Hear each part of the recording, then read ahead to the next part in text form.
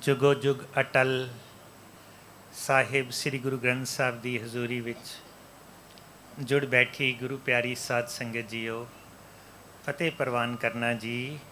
वाहिगुरु जी का खालसा, वाहिगुरु जी की फतेह। फतेह रूप असीस आप जी ने दिती है। सतगुरु जी बख्शिश करन, अपनी बाणी अपने इतिहास बारे आप ही बोल बुला लैन। दास गुरमत का एक छोटा जिहा विद्यार्थी है, हाली मैं सिख रहा हाँ। जिन्ना मिठा कीर्तन भाई साहब सरवण करा रहे सी, रस्ते विच भी असी सुनते आए हाँ। और खास करके अखीरले शब्द भाना मिठा लगना, मेरा मन कर रहा अज आप जी नाल तीन गल्लां प्रति विचार साझे करिए। कुदरती अज दिन भी तरीक भी तीन ही है।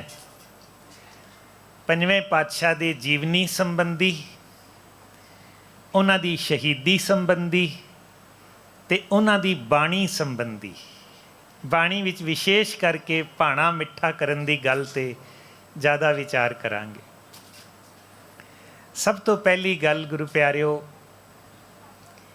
जदों गुरु साहब की जीवनी नूं असी विचारना है तो मैं कई बारी सोचदा जिवें साइंस विच बेसिक साइंस ते अपलाइड साइंस हुंदी है। बेसिक साइंस खोजां करदी है, अपलाइड साइंसिस उन्हां तो चीज़ां बनांदी है। मोबाइल बन गया, लाइट बन गई, माइक बन गया। खोज बेसिक साइंस ने कीती, अपलाइड साइंस ने उस खोज नूं अपलाई करके कोई चीज़ बना दी जिहदे नाल साडा जीवन सौखा हो गया। तो मेरा मन करदा इतिहास नूं भी ना दो हिस्सियां च वंडना चाहिए। एक है बेसिक हिस्टरी, किहड़े सन नूं किन्ने की कीता, कदों कीता, उहदा रिलेशन की सी, घटनावां सन, नाम याद करने, ये बेसिक हिस्टरी है। तो फिर अपलाइड की होएगा जी? मैं महसूस करदा अपलाइड ये है कि उस गल तो अज असी की सिक्ख्या लै रहे हैं। इतिहास की उस घटना तो अज सानू की प्रेरणा मिल रही है तो असी अपने जीवन नूं किवें वधिया बना रहे हैं। सो बहुत वड्डा पातशाह का 43 साल की आरजा कुल पंजवें पातशाह की बंदी है। मैं सिर्फ उन्हां दे जीवन विचों भी 3 सिक्ख्यावां ते मैं महसूस करदा जिहड़ियां अज सानू बहुत ज़्यादा लोड़ है। गुरु प्यारी साध संगत जी, असी इतिहास पढ़िया है कि गुरु साहब के वड्डे भरा प्रिथी चंद, उन्होंने किन्ना ज़्यादा विरोध किया। बचपन तो असी ये साखियां सुनते आए हाँ। 6वें पातशाह का जो पुरब होंदा फिर असी वो भी याद करते हैं भी किवें उन्होंने बालक हरगोबिंद नूं मरवाण तक की कोशिश की। पर इस साल जदों मैं इतिहास नूं दोबारा, गुरपुरब का समा हुंदा असीं उस इतिहास नूं दोबारा पढ़ीए, दोबारा वाचीए। री रीडिंग इज़ ऑलवेज बेनीफिशियल। एक चीज़ नूं पढ़ी होई नूं दोबारा पढ़ीए, होर नवीआं गल्लां मिलदियां ने। ते इस वार मेरा ध्यान गया कि प्रिथी चंद की विरोधता किन्नी ज़्यादा सी, किन्नी ज़्यादा विरोधता घर विच वड्डे भरा दी सी। पर कमाल की गल, उन्हां दी इन्नी विरोधता के बावजूद पंजवें पातशाह पूरन शांत चित्त सन। उन्होंने कोई शब्द उहदां दे खिलाफ नहीं बोलिया, कोई उन्हां दा नुकसान करन दी कोशिश नहीं की, ते किन्ने वड्डे हिरदे नाल सब कुछ सहन कर लिया। प्रिथी चंद ये सोचदा सी भी मैं वड्डा वां, गुरगद्दी तो मैनू ही मिलनी है। पर चौथे पातशाह ने कुछ होर फैसला किया सी। जदों प्रिथी चंद नूं भिणक पई तो उन्हें अपने बंदे, जिवें ग्रुप तैयार होंदा ना, उन्हें कहा भी नहीं दस्तार मैनू मिलनी चाहिए है। तो गुरु घर दे उस वेले वड्डे बाबा बुढ़ा जी, उन्होंने 2 दस्तारां मंगा लईआं। ये प्लैनिंग सी भी वड्डे पुत्तर होण दी दस्तार तैनू मिलेगी ते गुरु होण दी दस्तार जिहड़ी है गुरु अर्जन देव जी नूं मिलेगी। पर गुरु प्यारिओ इतिहास दसदा है कि ਪ੍ਰਿਥੀ ਚੰਦ इस नीचता तक आ गया, उन्हें दोनों दस्तारां खो लईयां कि दोनों का हकदार मैं हाँ। और आप सारिਆਂ ने इतिहास पढ़िया है कि किन्ना चिर उन्हें, क्योंकि उस वेले कोई WhatsApp या टैलीफोन मीडिया नहीं सी, दूरों दूरों संगतां आंदियां सी, ਪ੍ਰਿਥੀ ਚੰਦ ने मसंद अपने वल कर लए सी। मसंद परंपरा भी पंजवें पातशाह के समय ते बहुत मजबूत सी और बड़ी पवित्र सी उस वेले। लेकिन ਪ੍ਰਿਥੀ ਚੰਦ ने मसंद अपने वल कर लए, जिन्ना दसवंध आंदा सी अपने कोल रख लैंदा सी ते लंगर छकन की वारी आंदी सी ते गुरु अर्जन देव जी कोल भेज दिंदा सी। हुण जे माया नहीं होएगी तो लंगर किवें चलेगा। इतिहास जिक्र आंदा है कि पंजवें पातशाह गुरु अर्जन देव जी उस वेले लंगर दे विच घ्यो अपना खीर किन्ना कुछ हुंदा सी, ਉਹਦੀ जगह ते केवल दाल फुलके का लंगर चलन लग पिया। होर समा बीतिया, होर मुश्किल आई, दिन विच एक समय का लंगर हो गया। पर पंजवें पातशाह ने कदे नहीं लंगर छकन आईयां संगतां नूं कहा भी दसवंध ते तुसीं उधर दे आए हो, मेरे को लंगर छकन क्यों आए हो, या उन्होंने रोकिया होवे, कोई ऐसी गल नहीं। शांत चित्तों सेवा करते रहे संगतां दी। और गुरु प्यारी साध संगत जी, काफ़ी चिर बाद भाई गुरदास जी जदों पंजाब वल आए, उन्होंने ये पता लग्या तो फिर उन्होंने अमृतसर तो बाहर बड़ी दूर जाके टिकाणा कीता ते जड़ियां संगतां आ रही सी उस वेले उन्होंने सुचेत किया, भाई अगे हालात ये ने, हुण सच ते छिप नहीं सकता सी। उड़क हौली हौली सारी संगतां नूं पता लग गया। ਪ੍ਰਿਥੀ ਚੰਦ ਦਾ व्यवहार, ਉਹਦੀ ਕਰਤੂਤਾਂ ਉਹ नहीं चल सकियां ਤੇ ਸੰਗਤਾਂ गुरु अर्जन साहब ਦੇ ਨਾਲ जुड़ ਗਈਆਂ। थोड़ा ਸਮਾਂ ਉਹ ਪ੍ਰੀਖਿਆ ਦਾ ਸਮਾਂ ਸੀ। मैं इतिहास तो ये प्रेरणा लैना भी साढ़े भी गुरु प्यारिओ घरां विच अलग अलग सुभाਅ ਦੇ मैंबर ने। किते पति पत्नी की लड़ाई है, किते पिता पुत्र की लड़ाई है, किते भरावां की लड़ाई है। तो भाई ये ना सोचिया करो भी ये लड़ाई आ गई साढ़े घर दे विच ते बई ये तो कोई करोपी है, ना ना ना, ये संसार का विहार है। पातशाह ने अलग अलग सुभाਅ दे जी जंत बनाए ने। हाँ, ਉਹਦੇ ਵਿੱਚ ਅਸੀਂ व्यवहार किवें करना है, ਉਹਦੀ प्रेरणा पंजवें पातशाह दे जीवन तो मिलती है। शांत चित रहो, अडोल रहो, सहनशीलता ਵਧਾਓ। ਅੱਜ बहुत ਘਰਾਂ ਦੇ ਵਿੱਚ ਜਿਹੜੀਆਂ ਸਮੱਸਿਆਵਾਂ ਨੇ ਉਹ ਹੈ ਵੀ पेशेंस खत्म हो गई है, सहनशीलता खत्म हो गई है। मैं सोचदा गुरु प्यारिओ, पंजवें पातशाह ਦਾ ਸ਼ਹੀਦੀ ਪੁਰਬ ਮਨਾਉਂਦਿਆਂ ਉਹਨਾਂ ਦੀ ਜੀਵਨੀ ਤੋਂ ਇਹ ਸਿੱਖਿਆ ਜ਼ਰੂਰ ਅਸੀਂ ਸਾਰੇ ਜਣੇ ਲਈਏ ਕਿ ਸਾਡੇ ਘਰਾਂ ਦੇ ਵਿੱਚ ਜੇ ਕੋਈ ਪਰਿਵਾਰ ਦਾ ਮੈਂਬਰ ਐਸਾ ਹੈ, ਉਹਨੂੰ ਪਿਆਰ ਦੇਈ ਚੱਲੋ, ਦੇਈ ਚੱਲੋ, ਦੇਈ ਚੱਲੋ। ਜਿੰਨੀ ਵੱਧ ਸਹਿਣ ਕਰ ਸਕਦੇ ਹੋ ਕਰੋ। ਭਾਣੇ ਦੇ ਵਿੱਚ ਰਹਿਣਾ, ਅਡੋਲ ਰਹਿਣਾ, ਰਿਐਕਟ ਨਾ ਕਰਨਾ। ਅਸੀਂ ਬਹੁਤ ਜ਼ਿਆਦਾ ਰਿਐਕਟ ਕਰਦੇ ਹਾਂ। ਸਿਆਣੇ ਕਹਿੰਦੇ ਨੇ ਰਿਐਕਟ ਨਹੀਂ, ਰਿਸਪੌਂਡ ਕਰਨਾ ਚਾਹੀਦਾ। ਰਿਐਕਟ ਹੁੰਦਾ ਵੀ ਘਟਨਾ ਹੋਈ ਅਸੀਂ ਡਟ ਕੇ ਜਵਾਬ ਦੇ ਦਿੱਤਾ। ਰਿਸਪੌਂਡ ਹੁੰਦਾ ਅਸੀਂ ਉਹਨੂੰ ਸੋਚਿਆ, ਵਿਚਾਰਿਆ ਠੰਡੇ ਮਨ ਨਾਲ ਕਿਹੜੇ ਕਿਹੜੇ ਆਪਸ਼ਨਸ ਨੇ ਤੇ ਜਿਹੜਾ ਸਭ ਤੋਂ ਵਧੀਆ ਆਪਸ਼ਨ ਹੈ ਉਹ ਅਸੀਂ ਕਾਰਵਾਈ ਕੀਤੀ। ਰਿਐਕਸ਼ਨ ਨਹੀਂ ਕਰਨਾ, ਰਿਸਪੌਂਡ ਕਰਨਾ। ਪੰਜਵੇਂ ਪਾਤਸ਼ਾਹ ਦੇ ਜੀਵਨ, ਉਹਨਾਂ ਦੇ ਘਰ, ਮੈਂ ਮਹਿਸੂਸ ਕਰਦਾ ਸਾਡਾ ਇਤਿਹਾਸ ਇਹ ਤੇ ਇਸ਼ਾਰੇ ਮਾਤਰ ਗੱਲਾਂ ਲਿਖੀਆਂ ਨੇ ਨਾ। ਇੱਕ ਘਰ ਦੇ ਵਿੱਚ ਇਸ ਤਰ੍ਹਾਂ ਦਾ ਜੇ ਕੋਈ ਭਰਾ ਹੋਵੇ ਜਿਹੜਾ ਇੰਨੀ ਵਿਰੋਧਤਾ ਕਰਦਾ ਹੋਵੇ, ਔਰ ਵਿਰੋਧਤਾ ਦੀ ਹੱਦ ਜਦੋਂ ਬਾਲਕ ਹਰਗੋਬਿੰਦ ਨੂੰ ਮਰਵਾਉਣ ਦੀ ਕੋਸ਼ਿਸ਼ ਕੀਤੀ ਗਈ, ਇੱਕ ਨਹੀਂ, ਦੋ ਨਹੀਂ, ਉਹ ਵੀ 3 ਵਾਰੀ। ਸੰਗਤ ਜੀ, ਬੜੀ ਵੱਡੀ ਪ੍ਰੇਰਨਾ ਜੇ ਮੈਂ ਮਹਿਸੂਸ ਕਰਦਾ ਸਾਡੇ ਘਰਾਂ 'ਚ ਅੱਜ ਦੇ ਸਮੇਂ 'ਚ ਇਹੋ ਜਿਹੀ ਸਮੱਸਿਆ ਘੱਟੋ ਘੱਟ ਨਹੀਂ ਹੋਏਗੀ। ਸ਼ਾਇਦ ਕੋਈ ਵਿਰਲੇ ਘਰ ਐਸੇ ਹੋਣਗੇ, ਪਰ ਅਸੀਂ ਇਸ ਤੋਂ ਪਿੱਛੇ ਵੀ ਡੋਲ ਜਾਂਦੇ ਹਾਂ, ਘਬਰਾ ਜਾਂਦੇ ਹਾਂ। ਕੋਈ ਲੋਭ ਕਰਕੇ ਤੇ ਕੋਈ ਇੱਕਦਮ ਗੁੱਸੇ 'ਚ ਆ ਕੇ ਅਸੀਂ ਐਕਸ਼ਨ ਲੈਂਦੇ ਹਾਂ। ਪੰਜਵੇਂ ਪਾਤਸ਼ਾਹ ਦੀ ਸ਼ਹੀਦੀ ਪੁਰਬ ਸਾਨੂੰ ਪ੍ਰੇਰਨਾ ਕਰਦਾ ਹੈ ਕਦੇ ਵੀ ਗੁੱਸੇ ਵਿੱਚ ਫੈਸਲਾ ਨਹੀਂ ਲੈਣਾ।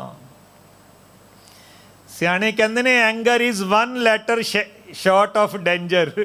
ਐਂਗਰ ਦੇ ਅੱਗੇ ਡੀ ਲਾ ਦਿਓ ਤੇ ਡੇਂਜਰ ਬਣ ਜਾਂਦਾ, ਖਤਰਾ ਬਣ ਜਾਂਦਾ। क्रोध नहीं करना, गुस्सा नहीं करना, बार बार मन ਨੂੰ ਸਮਝਾਣਾ ਹੈ। ਹਾਂ ਇਹ ਕਦੇ ਇੱਕ ਦਿਨ ਵਿੱਚ ਨਹੀਂ ਹੋਏਗਾ, ਹੌਲੀ ਹੌਲੀ ਗੁੱਸਾ ਅੱਧੀ ਡਿਗਰੀ 1 ਡਿਗਰੀ ਹੌਲੀ ਹੌਲੀ ਘਟਦਾ, ਪਰ ਯਤਨ ਕਰਦੇ ਰਵਾਂਗੇ, ਅਰਦਾਸ ਕਰਦੇ ਰਵਾਂਗੇ, ਜ਼ਰੂਰ ਸਾਡਾ ਗੁੱਸਾ ਕਾਬੂ ਆਏਗਾ। ਤੇ ਜਿਹਦਾ ਗੁੱਸਾ ਕਾਬੂ 'ਚ ਆ ਗਿਆ ਨਾ, ਉਹਦੀਆਂ ਗਲਤੀਆਂ ਬਹੁਤ ਘਟ ਜਾਣਗੀਆਂ, ਉਹ ਬੈਲੈਂਸ ਹੋ ਕੇ ਫੈਸਲਾ ਲਏਗਾ। ਸੋ ਪਹਿਲੀ ਪ੍ਰੇਰਨਾ ਪੰਜਵੇਂ ਪਾਤਸ਼ਾਹ ਦੇ ਜੀਵਨ ਤੋਂ ਅਸੀਂ ਆਪਣੇ ਸੁਭਾਅ ਨੂੰ ਸ਼ਾਂਤਮਈ ਤੇ ਸਹਿਨਸ਼ੀਲਤਾ ਵਾਲਾ ਬਣਾਈਏ। ਦੂਜੀ ਪ੍ਰੇਰਨਾ ਗੁਰੂ ਪਿਆਰਿਓ ਹੋਰ ਵੀ ਬੜੀ ਕਮਾਲ ਦੀ। ਜਿਸ ਵੇਲੇ ਇਹ ਗੁਰਗੱਦੀ ਦਾ ਇਸ ਤਰੀਕੇ ਨਾਲ ਪ੍ਰਿਥੀ ਚੰਦ ਨੇ ਆਪਣਾ ਦੁਸ਼ਪ੍ਰਚਾਰ ਕੀਤਾ ਹੋਇਆ ਸੀ ਤੇ ਸੰਗਤਾਂ ਨੂੰ ਆਪਣੇ ਨਾਲ ਜੋੜ ਰਿਹਾ ਸੀ, ਉਸ ਵੇਲੇ ਆਪਾਂ ਪੜ੍ਹਦੇ ਹਾਂ ਭਾਈ ਸੱਤਾ ਜੀ ਤੇ ਬਲਵੰਡ ਜੀ ਗੁਰੂ ਘਰ ਦੇ ਕੀਰਤਨੀਏ ਸੀ। ਬੜੀ ਲੰਮੀਆਂ ਸਾਖੀਆਂ ਉਹਨਾਂ 'ਚ ਆਉਂਦੀਆਂ ਨੇ। ਮੈਂ ਸਿਰਫ ਪ੍ਰੇਰਨਾਮਈ ਗੱਲ ਕਰਾਂਗਾ ਕਿ ਇਤਿਹਾਸ ਦੇ ਇਸ ਘਟਨਾ ਤੋਂ ਸੱਤਾ ਬਲਵੰਡ ਜੀ ਨੂੰ ਲੋਕਾਂ ਨੇ, ਕਈਆਂ ਨੇ ਕਹਿ ਦਿੱਤਾ, ਪ੍ਰਿਥੀ ਚੰਦ ਦੇ ਸਾਥੀਆਂ ਨੇ, ਕਿ ਭਾਈ ਤੇਰੇ ਕੀਰਤਨ ਕਰਨ ਕਰਕੇ ਇਹਨਾਂ ਦੀ ਗੁਰੂਸ਼ਿਪ ਚੱਲਦੀ ਹੈ, ਇਹਦੀ ਗੁਰਗੱਦੀ ਚੱਲਦੀ ਹੈ, ਜੇ ਤੂੰ ਕੀਰਤਨ ਨਾ ਕਰੇ ਤੇ ਇਹਨਾਂ ਨੂੰ ਕੋਈ ਗੁਰੂ ਨਾ ਮੰਨੇ। ਫਿਰ ਕਿਸ ਤਰ੍ਹਾਂ ਉਹ ਘਟਨਾ ਹੋਈ ਤੇ ਸੱਤਾ ਬਲਵੰਡ ਜੀ ਰੁੱਸ ਕੇ ਘਰ ਬੈਠ ਗਏ। ਕਿਵੇਂ ਗੁਰੂ ਅਰਜਨ ਸਾਹਿਬ ਦੀ ਨਿਮਰਤਾ ਦੇਖੋ, ਉਹਨਾਂ ਨੂੰ ਮਨਾਉਣ ਗਏ, ਜਦੋਂ ਨਹੀਂ ਮੰਨੇ ਫਿਰ ਪਾਤਸ਼ਾਹ ਨੇ ਕੀ ਕੀਤਾ ਜੀ। ਸੰਗਤ ਜੀ ਬੜੀ ਕਮਾਲ ਦੀ ਪ੍ਰੇਰਨਾ ਪੰਜਵੇਂ ਪਾਤਸ਼ਾਹ ਦੇ ਜੀਵਨ ਤੋਂ, ਕਿ ਐਸੇ ਸਮੇਂ ਦੇ ਵਿੱਚ ਪਾਤਸ਼ਾਹ ਨੇ ਸੰਗਤਾਂ ਨੂੰ ਪ੍ਰੇਰਨਾ ਕੀਤੀ, ਭਈ ਸਾਰੇ ਜਣੇ ਆਪ ਕੀਰਤਨ ਕਰੋ। ਅੱਜ ਬੜੀ ਇੰਪੋਰਟੈਂਟ ਗੱਲ ਕਿ ਗੁਰੂ ਘਰਾਂ ਦੇ ਵਿੱਚ ਠੀਕ ਹੈ ਸਾਡੇ ਰਾਗੀ ਸਿੰਘ ਨੇ ਸਤਿਕਾਰ ਕਰਨਾ, ਇਹ ਵੀ ਕਰਨਾ, ਪਰ ਜਿਹੜੇ ਨਿਸ਼ਕਾਮ ਕੀਰਤਨੀਏ ਨੇ, ਮੈਂ ਸੋਚਦਾ ਉਸ ਲਹਿਰ ਨੂੰ ਸਾਨੂੰ ਅੱਜ ਦੁਬਾਰਾ ਬਹੁਤ ਜ਼ਿਆਦਾ ਪ੍ਰਫੁੱਲਤ ਕਰਨ ਦੀ ਲੋੜ ਹੈ। ਬੀਬੀਆਂ ਦੇ ਜੱਥੇ, ਬੱਚਿਆਂ ਦੇ ਜੱਥੇ, ਕੋਈ ਕਾਰੋਬਾਰ ਕਰਦਾ, ਪੰਜਾਬ ਐਂਡ ਸਿੰਧ ਬੈਂਕ ਤੋਂ ਵੀਰ ਜੀ ਜਸਪਾਲ ਸਿੰਘ ਜੀ, ਮੈਂ ਉਹਨਾਂ ਦੇ ਨਾਲ ਆਇਆ, Punjab and Sind bank doctor Inderjit Singh ji ਨੇ ਕੀਰਤਨ ਦਾ ਅਰਕਾਈਵ ਵੀ ਬਣਾ ਦਿੱਤਾ। ਪ੍ਰੋਫੈਸਰ ਪਰਮਜੋਤ ਸਿੰਘ ਬੜਾ ਕਮਾਲ ਦਾ ਕੀਰਤਨ ਕਰਦੇ ਹੁੰਦੇ ਸਨ ਮੁੱਲਾਂਪੁਰ ਵਾਲੇ। ਔਰ ਇਹ ਖੁਸ਼ੀ ਦੀ ਗੱਲ ਹੈ, ਇਹ ਗਰਮੀ ਦੀਆਂ ਸਮਿਆਂ 'ਚ ਸਾਡੇ ਗੁਰਦੁਆਰਿਆਂ 'ਚ ਕੀਰਤਨ ਦੀਆਂ ਕਲਾਸਾਂ ਲੱਗ ਰਹੀਆਂ ਨੇ। ਆਪ ਕੀਰਤਨ ਕਰਨ ਦੀ ਲਹਿਰ ਨੂੰ ਬਹੁਤ ਜ਼ਿਆਦਾ ਪ੍ਰਚੰਡ ਕਰਨ ਦੀ ਲੋੜ ਹੈ। ਮੈਂ ਸੱਤਾ ਬਲਵੰਡ ਦੀ ਸਾਖੀ ਤੋਂ ਪ੍ਰੇਰਨਾ ਲੈਣਾ ਕਿ ਭਾਵੇਂ ਇਹ ਇੱਕ ਬਿੱਧ ਅਕਾਲ ਪੁਰਖ ਦੇ ਭਾਣੇ ਵਿੱਚ ਸੀ, ਉਹਨਾਂ ਨੇ ਜੋ ਕੁਛ ਕੀਤਾ, ਪਰ ਪਾਤਸ਼ਾਹ ਨੇ ਇੱਥੇ ਵੀ ਰਿਐਕਟ ਕਰਨ ਦੀ ਬਜਾਏ, ਇਹਨੂੰ ਇੰਗਲਿਸ਼ ਵਿੱਚ ਇੱਕ ਸ਼ਬਦ ਕਹਿੰਦੇ ਨੇ ਬੈਨੀਫਿਟ ਫਾਈਂਡਿੰਗ। ਕੁਛ ਵੀ ਤੁਹਾਡੇ ਨਾਲ ਹੋ ਜਾਏ ਨਾ ਜੋ ਤੁਹਾਡੇ ਕੰਟਰੋਲ ਤੋਂ ਬਾਹਰ ਹੈ, ਦੂਜਾ ਮੰਨਦਾ ਹੀ ਨਹੀਂ ਪਿਆ, ਤੁਸੀਂ ਕੀ ਕਰੋ, ਤੁਸੀਂ ਉਹਦੇ ਵਿੱਚੋਂ ਵੀ ਲੱਭੋ ਵੀ ਇਹਦੇ 'ਚੋਂ ਫਾਇਦਾ ਕੀ ਹੋ ਸਕਦਾ ਹੈ ਜੀ। ਇਹ ਬੜੀ ਕਮਾਲ ਦੀ ਜੁਗਤ ਹੈ। ਜਿਨ੍ਹਾਂ ਨੂੰ ਇਹ ਸਮਝ ਆ ਗਈ ਨਾ, ਸੰਸਾਰ ਦੇ ਵਿੱਚ ਕੋਈ ਘਟਨਾ ਸਾਡਾ ਨੁਕਸਾਨ ਨਹੀਂ ਕਰ ਸਕੇਗੀ। ਸਾਡੇ ਨਾਲ ਜੋ ਵਾਪਰਿਆ, ਜਿਹਦੇ ਵਿੱਚ ਸਾਡਾ ਦੋਸ਼ ਨਹੀਂ ਤੇ ਸਾਡੇ ਸਮਝਾਉਣ ਦੇ ਬਾਵਜੂਦ ਦੂਸਰਾ ਨਹੀਂ ਮੰਨ ਰਿਹਾ, ਤੁਸੀਂ ਫਿਰ ਸੋਚਣਾ ਸ਼ੁਰੂ ਕਰੋ ਵੀ ਹੁਣ ਇਸ ਘਟਨਾ ਦਾ ਮੈਂ ਫਾਇਦਾ ਕੀ ਲਵਾਂ। ਮੈਂ ਸੋਚਦਾ ਇਹ ਜੁਗਤ ਪੰਜਵੇਂ ਪਾਤਸ਼ਾਹ ਦੇ ਜੀਵਨ ਤੋਂ ਸਾਨੂੰ ਕਮਾਲ ਦੀ ਮਿਲਦੀ ਹੈ ਕਿ ਪਾਤਸ਼ਾਹ ਨੇ ਉਸ ਵੇਲੇ ਸੰਗਤਾਂ ਨੂੰ ਆਪ ਕੀਰਤਨ ਕਰਨ ਦੀ ਲਹਿਰ ਤੋਰੀ। ਔਰ ਤੁਸੀਂ ਦੇਖੋ ਅੱਜ ਘਰਾਂ ਘਰਾਂ ਵਿੱਚ ਕਿੰਨੇ ਹੀ, ਔਰ ਖਾਸ ਕਰਕੇ ਅੱਜ ਕੱਲ੍ਹ ਦੇ ਅਸੀਂ ਨੌਜਵਾਨ ਜੱਥੇ ਦੇਖੀਏ, ਉਹ ਵੀ ਬੜੀ ਕਮਾਲ ਦੀ ਗੱਲ। ਔਰ ਮੈਨੂੰ ਸਕੂਲਾਂ ਕਾਲਜਾਂ ਜਾ ਕੇ ਕਈ ਵਾਰੀ ਬੜੀ ਖੁਸ਼ੀ ਹੁੰਦੀ ਹੈ, ਕਿਸੇ ਬੱਚੇ ਨੂੰ ਪੁੱਛੋ ਵੀ ਤੂੰ ਵੱਡਾ ਹੋ ਕੇ ਕੀ ਬਣਨਾ, ਅੱਜ ਕੱਲ੍ਹ ਬੱਚੇ ਕਹਿਣ ਲੱਗ ਗਏ ਮੈਂ ਗੁਰੂ ਕਾ ਕੀਰਤਨੀਆ ਬਣਨਾ। ਤੰਤੀ ਸਾਜ਼ਾਂ ਨੂੰ ਸਿੱਖਣ ਦੀ ਬੜੀ ਲਹਿਰ ਚੱਲ ਰਹੀ ਹੈ, ਇਹ ਬਹੁਤ ਵਧਾਈ ਦੀ ਗੱਲ। ਸੋ ਦੂਸਰੀ ਪ੍ਰੇਰਨਾ ਪੰਜਵੇਂ ਪਾਤਸ਼ਾਹ ਦੇ ਜੀਵਨ ਤੋਂ ਮੈਂ ਮਹਿਸੂਸ ਕਰਦਾ ਕਿ ਅਸੀਂ ਸਾਰੇ ਆਪ ਕੀਰਤਨ ਕਰਨਾ ਸਿੱਖੀਏ, ਆਪਣੇ ਬੱਚਿਆਂ ਨੂੰ ਵੀ ਪ੍ਰੇਰਨਾ ਕਰੀਏ। ਮੈਂ ਤਾਂ ਇਤਿਹਾਸ ਦੀਆਂ ਇਹਨਾਂ ਗੱਲਾਂ ਤੋਂ ਇੱਕ ਨਾਅਰਾ ਬਣਾਇਆ ਹੈ ਜੀ, ਇਤਿਹਾਸ ਪੜ੍ਹਾਂਗੇ, ਇਤਿਹਾਸ ਪੜ੍ਹਾਵਾਂਗੇ, ਇਤਿਹਾਸ ਬਣਾਵਾਂਗੇ। ਸਾਰੇ ਇੱਕ ਵਾਰੀ ਕਿਰਪਾ ਕਰੋ ਜੀ, ਇਤਿਹਾਸ ਪੜ੍ਹਾਂਗੇ, ਇਤਿਹਾਸ ਪੜ੍ਹਾਵਾਂਗੇ, ਇਤਿਹਾਸ ਬਣਾਵਾਂਗੇ। ਪਹਿਲਾਂ ਆਪ ਪੜ੍ਹਨਾ ਜ਼ਰੂਰੀ ਹੈ, ਤੇ ਪੜ੍ਹਨਾ ਕਿਸ ਐਂਗਲ ਨਾਲ ਹੈ ਕਿ ਕੇਵਲ ਸਾਖੀ ਤੱਕ ਸੀਮਤ ਨਹੀਂ ਰਹਿਣਾ। ਸਾਖੀ ਦੀ ਚਰਚਾ ਕਰਾਂਗੇ 2 ਮਿੰਟ 5 ਮਿੰਟ 10 ਮਿੰਟ, ਪਰ ਬਹੁਤਾ ਸਮਾਂ ਲਾਵਾਂਗੇ ਉਸ ਸਾਖੀ ਤੋਂ ਅੱਜ ਸਾਨੂੰ ਕੀ ਸਿੱਖਿਆ ਮਿਲਦੀ ਹੈ, ਅਸੀਂ ਅੱਜ ਆਪਣੇ ਜੀਵਨ ਨੂੰ ਕਿਵੇਂ ਸੰਵਾਰੀਏ। ਔਰ ਜੇ ਅਸੀਂ ਇਸ ਤਰ੍ਹਾਂ ਕਰਾਂਗੇ ਤੇ ਸੱਚ ਜਾਣਨਾ, ਫਿਰ history will not be created by accident. ਆਮ ਤੌਰ ਤੇ ਕਹਿੰਦੇ ਨੇ ਵੀ ਉਹਨੇ ਕੁਛ ਕੀਤਾ, ਐਕਸੀਡੈਂਟ ਹੋਇਆ, ਉਹਦੇ ਨਾਲ ਹਿਸਟਰੀ ਬਣ ਗਈ ਹੈ, ਅਟੈਕ ਕੀਤਾ, ਇੱਦਾਂ ਹੋਇਆ ਇੱਦਾਂ ਹੋਇਆ। ਨਹੀਂ, ਜੇ ਅਸੀਂ ਇਤਿਹਾਸ ਦੇ ਜਾਣੂ ਹੋਵਾਂਗੇ, ਇਤਿਹਾਸ ਨੂੰ ਪ੍ਰਚਾਰਾਂਗੇ, ਫਿਰ ਸੱਚ ਜਾਣਨਾ, we will make our history by design.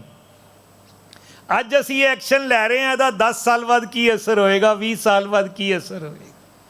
ਸੋ ਪੰਜਵੇਂ ਪਾਤਸ਼ਾਹ ਦੇ ਜੀਵਨ ਤੋਂ ਇਹ ਦੂਸਰੀ ਪ੍ਰੇਰਨਾ ਮੈਂ ਮਹਿਸੂਸ ਕਰਦਾ ਕੀਰਤਨ ਦੀ। ਅਸੀਂ ਸਾਰੇ ਜਣੇ ਇਸ ਪ੍ਰਤੀ ਸੁਚੇਤ ਹੋਈਏ।